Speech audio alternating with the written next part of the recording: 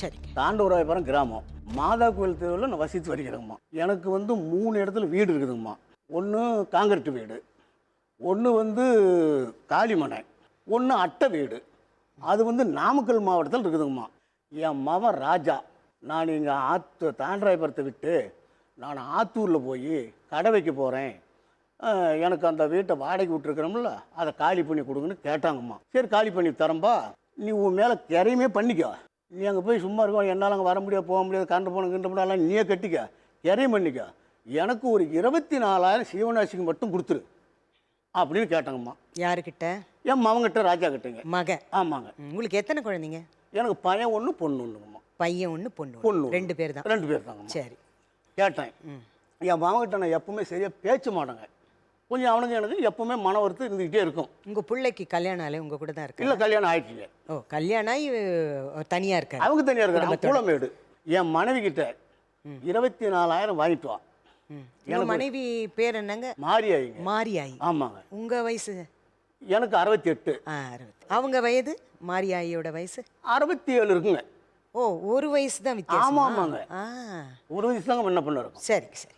வந்து அவங்ககிட்ட கேளு, 24,000 வாங்கிட்டு வா, என் பட்டாவும் என் பத்திரமும் கொண்டு போய் அவங்ககிட்ட கொடுத்துரு, என்னைக்கு கையெழுத்து போட கூப்பிட்றானோ நான் வந்து கையெழுத்து போட்டு கொடுத்துட்றேன் அப்படின்னு சொன்னாங்கம்மா. 24,000 வாங்கிட்டு வந்து என்கிட்ட கொடுத்துட்டாப்பிள்ளைங்க. அந்த பணத்தை கொண்டு போய் அங்கே வையினேன். வச்சுட்டு ஒரு வாரத்துக்குள்ளே இவன் வீட்டை காலி பண்ணிவிட்டு அங்கே போயிட்டான். கடை வைக்கணும்னு போயிட்டாங்க எங்கள் மகன்.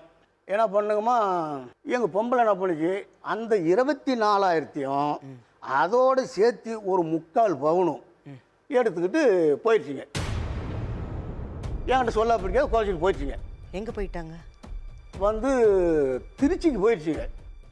திருச்சிக்கு போகும்போது என் மாவை ஃபோன் பண்ணிச்சு என்கிட்ட, அம்மா கோச்சிட்டு போகுது, என்ன நீங்கள் சொன்னீங்க, ஒன்றும் சொல்லாயா பணம் கேட்டாப்புல, நான் என்ன பண்ணுற பணம், நான் தான் உனக்கு வருஷம் 12 சிப் அரிசி எடுத்து கொடுத்துறேன்ல, 7 கிலோ முளை வாங்கி கொடுத்துறேன்ல, 10 கிலோ புளி வாங்கி கொடுத்துறேன்ல, உனக்கு வந்து சீரகம் முளை எல்லாம் வருஷத்துக்கு வர மாதிரி எடுத்து வச்சிட்றேன், கை செலவுக்கு தனியாக 20,000 கொடுத்துட்றேன், என்ன உனக்கு பணம் அப்படின்ட்டு கேட்டேங்க.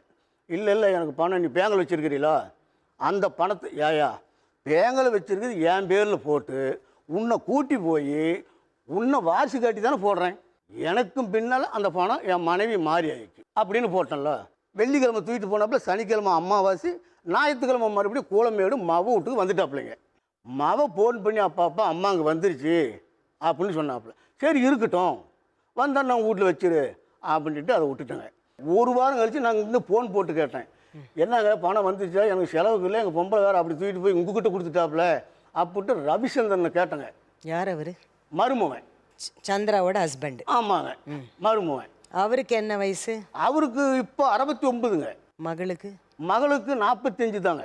69 45. ஏன் அப்படி கட்டி கொடுத்தீங்க? அது வந்து ஏற்கனவே இந்த பிள்ளை எங்கள் அக்கா மகனை கொடுத்துருந்தேங்க. எங்கள் அக்கா கூட பிறந்த அக்கா மகனை கொடுத்தேன்.